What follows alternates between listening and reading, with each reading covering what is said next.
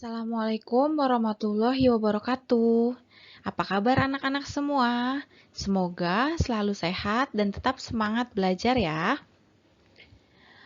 Berjumpa lagi di kelas Bahasa Indonesia bersama Bu Lina. Pada pembelajaran kali ini, kita akan membahas tentang pidato persuasif. Kalian pasti sudah tidak asing lagi bukan mendengar kata pidato. Pasti di antara kalian sudah ada yang pernah berpidato, membaca pidato, atau mendengarkan pidato.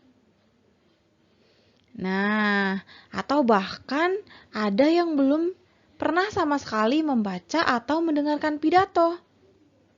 Untuk itu, kita akan mempelajari pidato persuasif dengan lengkap.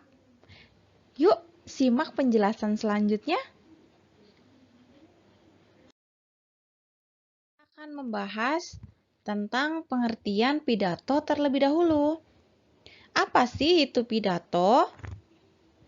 Menurut KBBI, pidato adalah pengungkapan pikiran dalam bentuk kata-kata yang ditujukan oleh khalayak.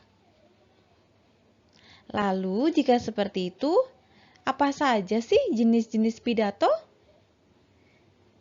Kita bahas satu persatu ya. Jenis-jenis pidato. Yang pertama, pidato informatif. Pidato informatif adalah pidato yang bertujuan memberikan informasi. Yang kedua, pidato rekreatif. Pidato rekreatif adalah pidato yang berisi menghibur pendengar atau audiens. Yang ketiga, pidato persuasif.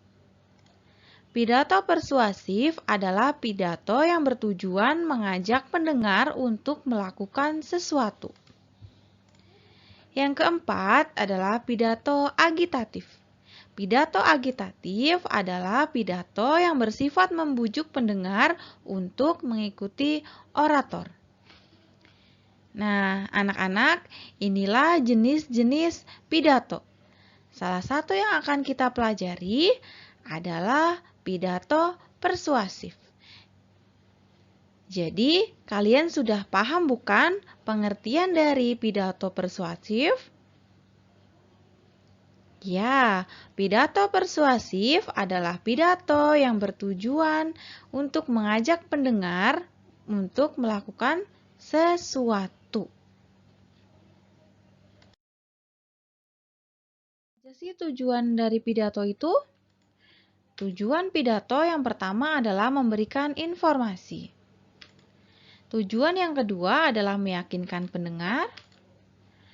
Tujuan yang ketiga adalah menghibur pendengar. Dan tujuan pidato yang keempat adalah menggerakkan pendengar.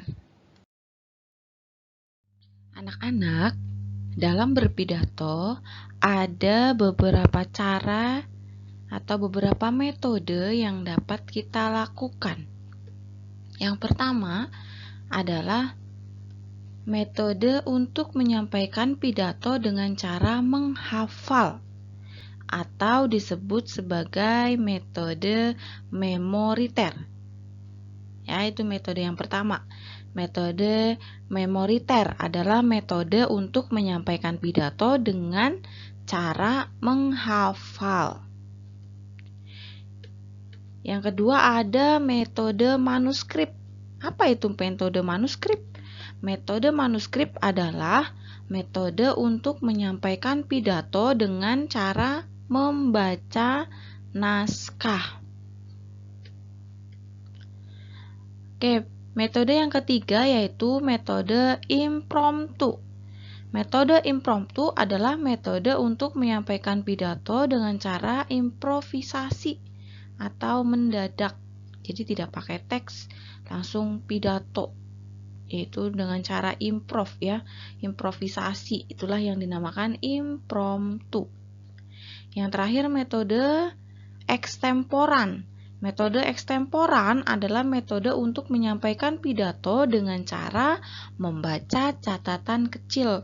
Jadi sebelum pidato membuat dulu catatan-catatan kecil, lalu ketika kita pidato bisa melihat catatan kecil itu. Itulah yang disebut sebagai metode ekstemporan.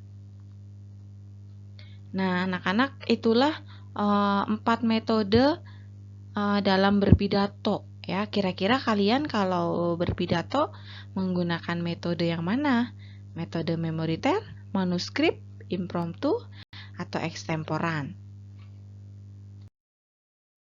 Oke, kita lanjut ke struktur pidato. Struktur pidato terdiri dari pembuka, isi, dan penutup. Mari kita bahas satu persatu.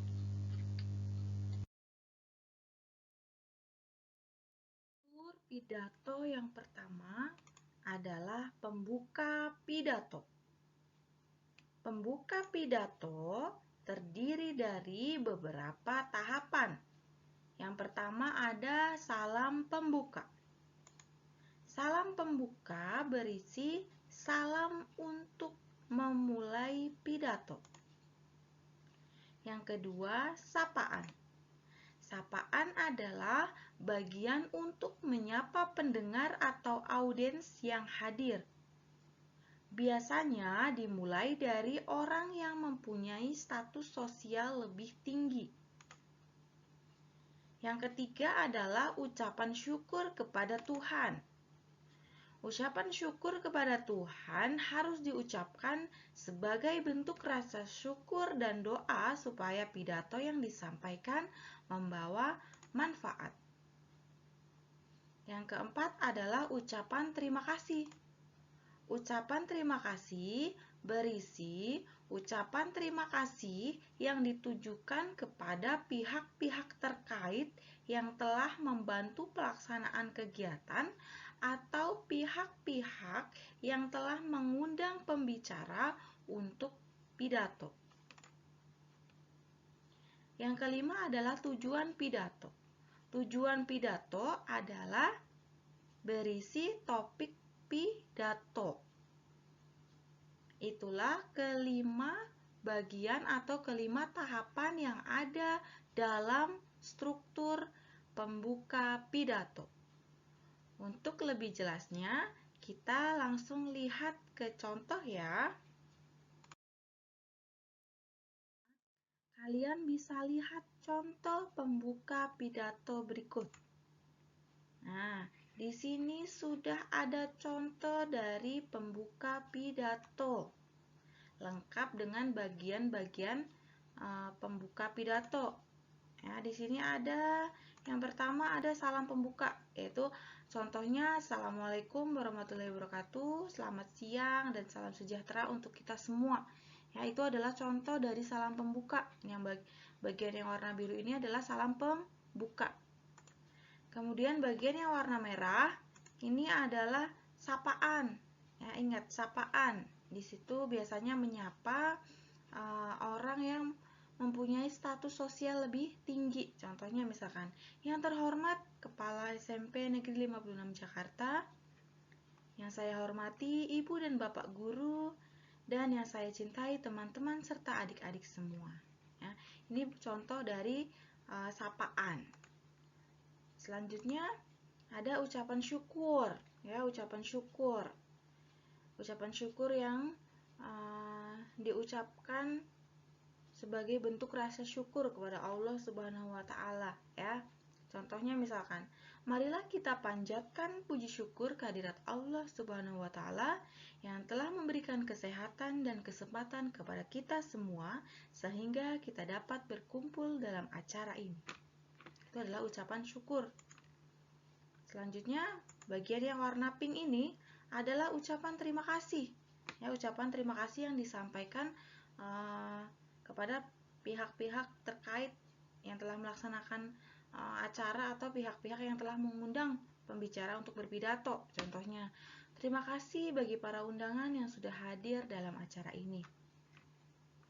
Yang terakhir adalah tujuan. Ya, tujuan di sini isinya adalah topik dari pidato. Contohnya, pada kesempatan kali ini saya akan menyampaikan tentang pentingnya disiplin. Nah, inilah kalimat tentang tujuan, yaitu isinya adalah topik dari pidato. Topiknya apa di sini? Yaitu tentang disiplin. Inilah contoh dari pembuka pidato. Selanjutnya adalah isi pidato. Ya, isi pidato adalah pemaparan permasalahan atau materi yang akan disampaikan. Nah, isi pidato itu terdiri dari ada pernyataan posisi, kemudian penguatan posisi, dan tahap argumen. Ya, kita bahas satu per satu. Anak-anak, kalian bisa baca contoh dari isi pidato berikut. Nah, di sini ada isinya ya. Contoh isi pidato bisa kalian baca isinya, di mana bagian yang warna merah adalah pernyataan posisi. Kemudian bagian yang warna biru adalah tahapan argumen, ya, berisi pendapat-pendapat dari orang yang berpidato. Tahapan argumen, ya, kalian bisa baca sendiri nih anak ya.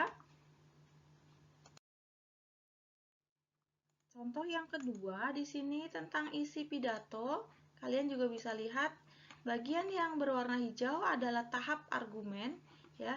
Isinya adalah pendapat-pendapat dari orang yang berpidato di sini, masih terkait dengan topik awal yaitu tentang disiplin. Kemudian bagian yang berwarna pink di sini adalah penguatan pernyataan posisi, ya.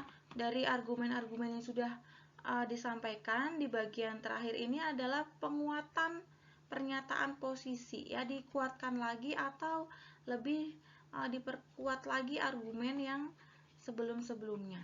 Ya, kalian bisa baca sendiri di sini. Anak-anak, struktur pidato yang ketiga adalah penutup pidato. Penutup pidato terdiri dari satu, simpulan. Simpulan adalah ringkasan atau simpulan dari pidato. Yang kedua, terima kasih. Terima kasih adalah ucapan terima kasih kepada pendengar atau audiens yang sudah mendengarkan pidato. Yang ketiga adalah permohonan maaf.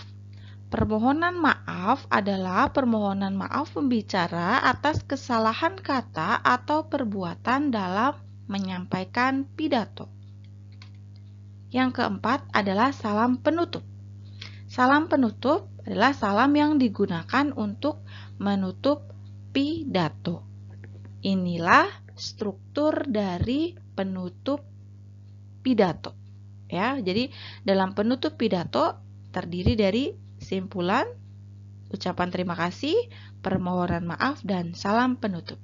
Kita lihat contoh.